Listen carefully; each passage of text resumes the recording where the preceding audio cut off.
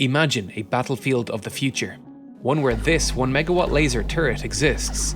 It fires green beams of light from its 1 meter wide turret, powered by a 100 kilowatt hour battery. That's enough for 6 minutes of continuous firing. The whole weapon fits inside a standard shipping container, and it can be carried by most heavy trucks. If a generator can be hooked to the truck's own 500 horsepower engine, then the battery can be recharged in about 16 minutes. This laser can focus its beam onto a 5 centimeter wide spot at a distance of 50 kilometers. There, the intensity will be 50 kilowatts per square centimeter. Now introduce some targets. A nearby air defense radar picks up a squad of 4 jet aircraft flying low. It transmits the tracking information to the laser. Normally, the pilots have 40 to 60 seconds from hearing the radar warning signal to release their payload and duck down behind the horizon, breaking the targeting lock. But lasers travel at light speed. The beam weapon turns the first plane into a fireball within 200 milliseconds of firing. The whole engagement is over within 4 seconds. This technology will change how wars are fought, and they are already being deployed in live war zones today. How do they work, and how will warfare change? Let's investigate the impending era of laser weapons. Militaries around the world are spending millions of dollars each year developing laser weapons and mounting them on trucks and ships or integrating them into air defenses. What's got them so invested in this technology? The lasers you probably know about are very weak. Handheld laser pointers have beam powers measured in milliwatts, while the bright beams of a laser show manage a few tens of watts. These are far less powerful than even a light bulb. But it's very concentrated light, so it will damage camera sensors or injure your eyes. Military lasers like rangefinders or target designators are not much more powerful than that. They only need the beam to bounce off a surface and remain visible across a large distance. A laser weapon tries instead to blow it up, by melting metals and exploding fuel tanks. It does this by focusing tens of thousands of watts onto a small point on the target, as if it was being heated by a dozen blowtorches. The most powerful of these laser weapons wields 300 kilowatts, which is equivalent to delivering a stick of TNT to a target every 3 seconds. That's what we have today. What military planners dream of is a laser with a megawatt of power, with a few extra features. It would produce green wavelength light instead of invisible infrared, and be focused by a large 1 meter diameter mirror in a turret. We will explain how it works, but first, let's see what it can do. Drones wouldn't last more than a blink of an eye under its beam. They'd be destroyed as fast as the turret can switch targets. Missiles don't fare much better.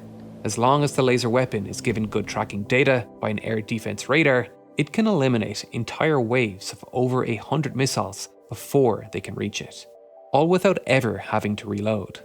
Satellites sailing overhead are not safe either. Low-orbit satellites could have holes melted in their solar panels, and higher altitude ones could get their cameras burnt out. But lasers are not the ultimate weapon. They're still dependent on radars pointing out their targets, can only shoot at things within their line of sight, and few platforms today can handle the electric consumption they need. Properly armoured vehicles like tanks can shrug off their beams, and lasers can do nothing against targets behind hills or beyond the horizon. Yet, the advantages they do have are so great they cannot be ignored. So, the real question is, why aren't laser weapons everywhere already? Lasers have been around for over 6 decades, and it's hard to imagine a world without them today. In 1960, Gordon Gould at the Hughes Research Lab in California managed to produce a beam of deep red coherent light. He did it by taking a ruby crystal and pumping a burst of energy into it using flash lamps. Chromium atoms in the crystal absorbed the light energy, entering an excited state, which they shed as photons of a specific red wavelength. By placing the ruby inside a tube with mirrors at both ends, one reflective and the other partially reflective, the photons could bounce back and forth across the crystal, knocking out photons from the chromium atoms in synchronized waves. Those ordered waves escaped through the partial reflective side, appearing to us as a laser beam. The first laser only produced short pulses of a few watts, like igniting a bonfire to get a candle's worth of light. But it was still an unprecedented capability. A Nobel Prize-winning one, in fact.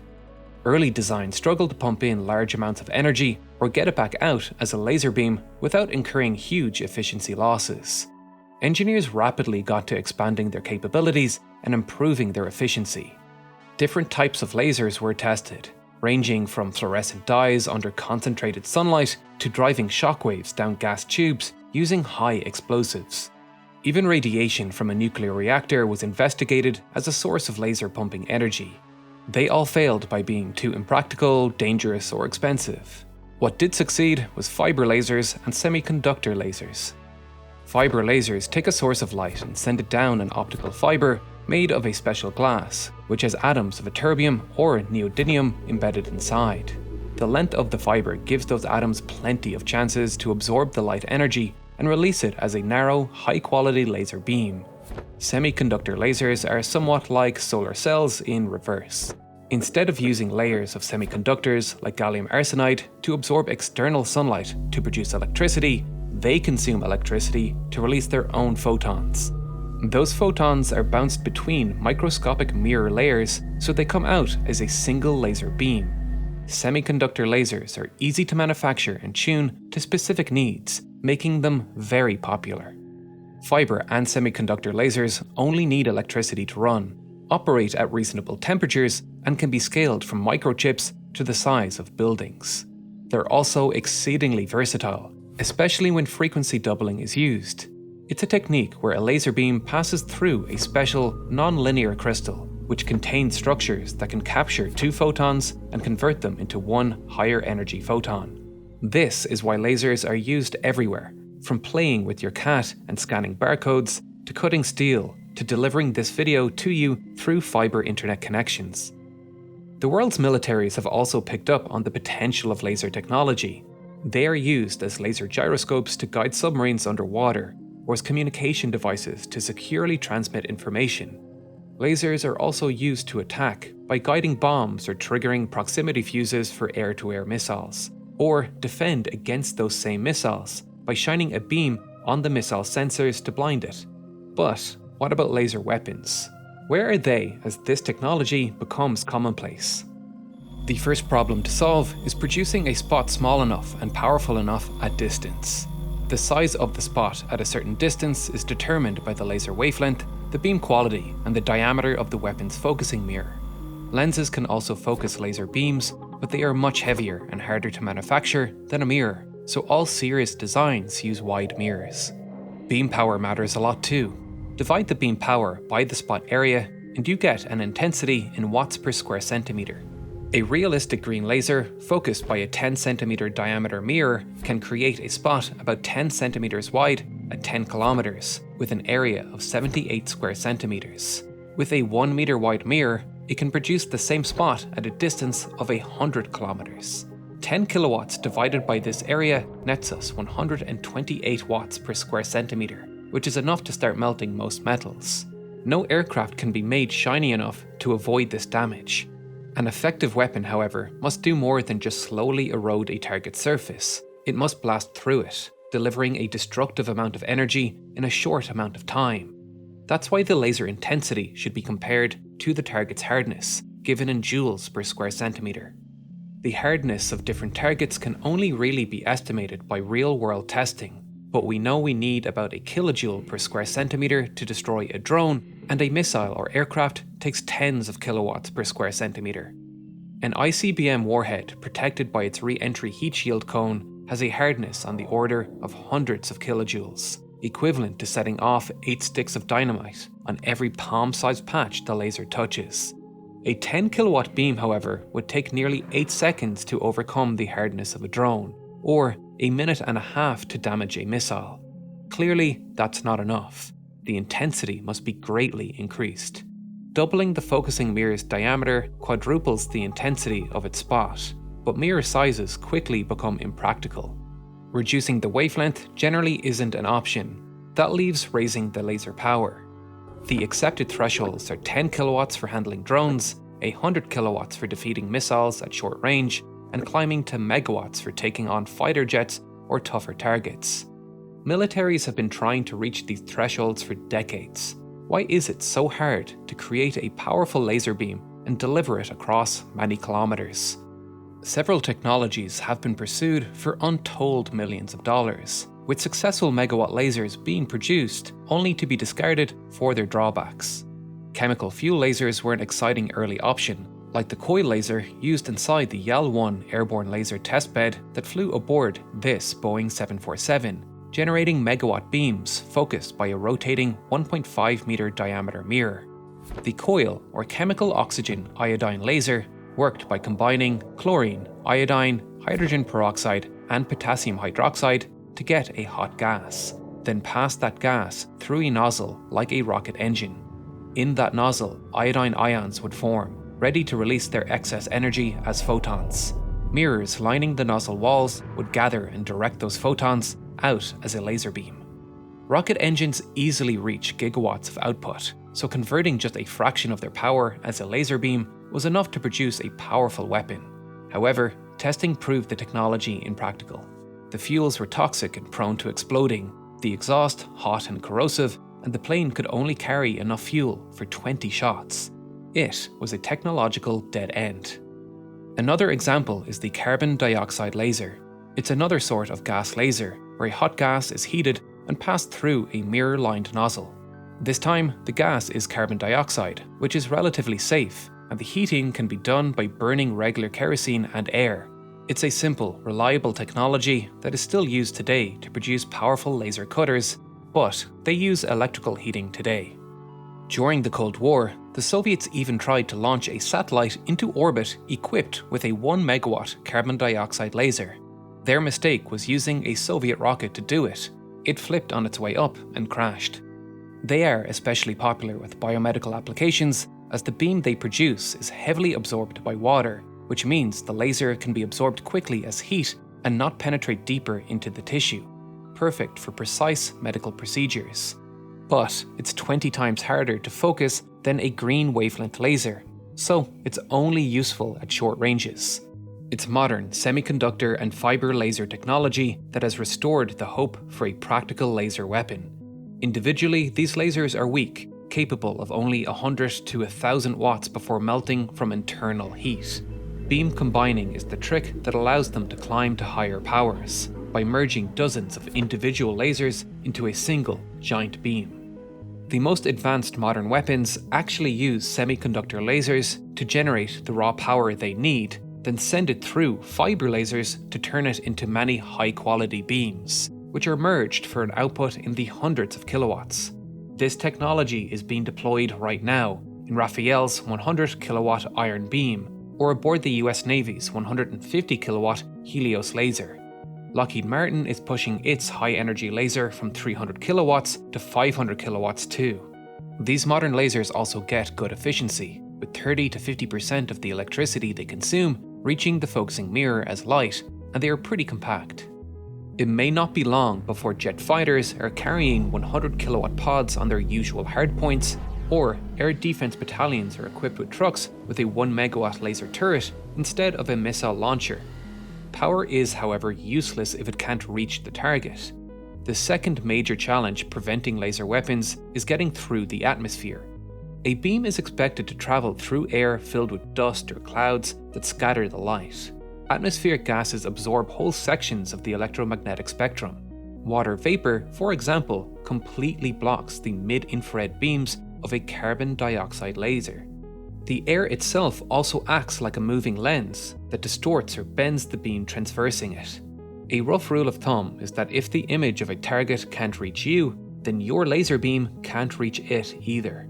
The distortions that make stars twinkle, mirages appear, or mountains disappear into blue haze also affect laser beams. Researchers have spent years investigating each phenomenon and devising ways to avoid or negate them. Restricting laser wavelengths from blue to red, plus a small number of infrared bands, gets past most atmospheric absorption. Adaptive optics try to undo distortions that bend light's path through air by measuring them, then reversing them with a flexible mirror. Getting through fog, dust, or clouds is much harder. The brute force method is to carve a channel through them by simply vaporizing anything in the beam's path. This requires an enormous amount of power, rising to hundreds of megawatts if the target is sitting inside a thunderstorm. So new techniques are being developed to create a channel using more efficient mechanisms, such as shattering water droplets with short laser pulses or sweeping particles out of the way using shockwaves. That may only cost a few kilowatts. What is certain, however, is that the cost of laser weapons is falling rapidly. Cold War era programs cost billions, with the YAL-1 reaching $11 billion for a single plane.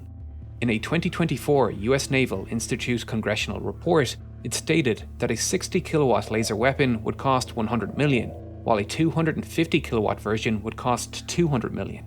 It sounds like a lot, but it means that an effective laser is already inside the cost bracket of an existing gun or missile-based system, while retaining the benefit of only needing a few dollars a minute to run. Commercially available lasers are doubling in power while also falling in cost every 5 years, and these improvements are likely to carry over to military lasers. By the end of this decade, we can expect to see megawatt lasers cost no more than a few $1,000,000, about the price of a main battle tank or older jet fighter plane. Many nations would be able to afford them, so they'd be deployed in large numbers around the world. What could they do then, and how would this transform warfare? By the end of the decade, we may have mobile 1 megawatt green lasers like this roaming the battlefield. As an air defense weapon, it can be extraordinary. It can shoot through thousands of drones or hundreds of missiles. Militaries would have to adapt by sending in their attacks as low as possible to the ground, so that they'll only be exposed to the laser at the last possible moment. This restricts their offensive range and forces them to be sent in less frequent mass attacks. Aircraft would have a much harder time when lasers are in the area. Flying low consumes more fuel and reduces payload. Stealth could be used to come closer to the laser before it starts firing, but any error would result in instant fireballs. Avoiding that means relying on much more advanced aircraft equipped with standoff munitions, both of which would cost a lot more. On the other hand, large planes could mount massive lasers that would flip the table on ground defense. Instead of the lumbering targets for long-range missiles they are today, they'd become gunships surrounded by a megawatt exclusion zone that keeps out missiles and any plane with a smaller laser. A satellite at a 400-kilometer altitude, the same height as the ISS, would not survive more than 4 seconds against a megawatt laser. Just one beam could clean out orbital bands over time, potentially entire low-orbit constellations for the cost of a few dollars. Battlefield intelligence becomes restricted, making air attacks even less coordinated and easier for the laser to defeat. The effects are compounding everywhere, and they hurt Western militaries the most. They are the ones that aim for air dominance and expect to use their large number of non-stealthy aircraft to wipe out ground forces once they achieve it. Lasers are an inexhaustible counter to that strategy. Lasers have an effect at a grander scale too. Ballistic missiles are terrifying because they are very expensive to defend against, so few sites are protected. Nuclear warheads come screaming down at extreme velocities, slamming into the ground 15 to 30 seconds after touching the atmosphere. A single megawatt laser turret could only defeat a handful of them in that time. It's not a perfect defense, but it might be something many nations could afford to set up. A large nuclear power would happily sacrifice a few warheads to punch through. A small power might only have a few warheads available in total.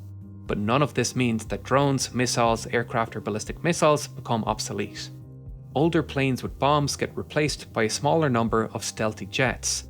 Cruise missiles that efficiently travel at high altitude are reused for short-range strikes. Satellites are sent on inclined orbits to catch glimpses of the battlefield from the sides. More warheads have to be loaded onto each ballistic missile, which makes maintaining nuclear arsenals a greater burden. Ground forces are the big winners. Tanks can be used more aggressively when the aerial threat is reduced. Megawatt lasers can skewer light vehicles like armoured personnel carriers, but they are not more or less effective in that role than a regular autocannon, and artillery will continue to be a centerpiece of surface action, so countries with large conventional forces get a relative boost. At sea, vessels of all types would be better defended by lasers. It would serve as an inexhaustible defense that would require an overwhelming volley of missiles to overcome. Concentrating firepower, and therefore grouping ships into large fleets, instead of scattering them across the ocean, would be necessary to win engagements. That's an important consequence for the US, trying to cover both the Atlantic and the Pacific, while China is trying to pry open gaps in its defense. Despite all this, it's the West that's likely to first adopt laser weapons, and be the first to devise tactics that exploit them as much as possible. Of course, we don't know what the future of warfare will actually look like. Technologies can be theory crafted for years, only to be used in completely unexpected ways on the real battlefield. What we do know is that the problems holding back laser weapon technology will soon be solved, and when that happens, great changes must be expected. Only time will tell how significant they'll be. Progress in technology often comes down to the tools engineers have at their disposal, and Onshape is one of my favorite tools I currently have at my disposal. Onshape is a professional-grade CAD and PDM system built entirely on the cloud. That means no downloads, no installs, and no hardware limitations. It runs directly in your browser. Because of that, you can design from anywhere on nearly any device, even a phone or tablet. And it's free to try for 6 months to all engineers and companies by going to onshape.pro/real engineering. I honestly love this software. Being able to just type the Onshape URL into a browser and instantly access my files, create new files or view old ones is incredibly handy. Last week I wanted to mount my Hurley to the wall, where it will sit until I get the once-in-a-year call-up as emergency cover on a subs bench. So I typed Onshape into my browser, created a shape after measuring the hurl, and had it printing next to me 5 minutes later. I no longer work as a real engineer, but if I did, I could see myself pulling my phone out during technical sales meetings to show a customer a detail, or quickly using my phone as a second screen to check dimensions as I design on my computer. Browser-based systems just have a ton of flexibility in how you use them. It also makes collaboration seamless. You can share and work in others in real time, just like in Google Docs. Every single action is automatically recorded, so you can roll back to earlier versions whenever you need to. This would have been the dream for group college projects too. Onshape even borrows ideas from GitHub, allowing you to branch and merge designs. If someone wants to explore a new idea, they can now do so in their own branch without affecting the main project and merge it back in later if it works. That's a really powerful tool for innovative companies. It empowers designers to explore new ideas in a low-risk way. The result is that everyone on your team always has access to a single up-to-date source of truth. No more lost files or version confusion. Onshape is now offering engineers and their companies up to 6 months free of the professional version. If you're an engineer or a product designer, I highly recommend checking it out. You can get started for free at onshape.pro/real engineering.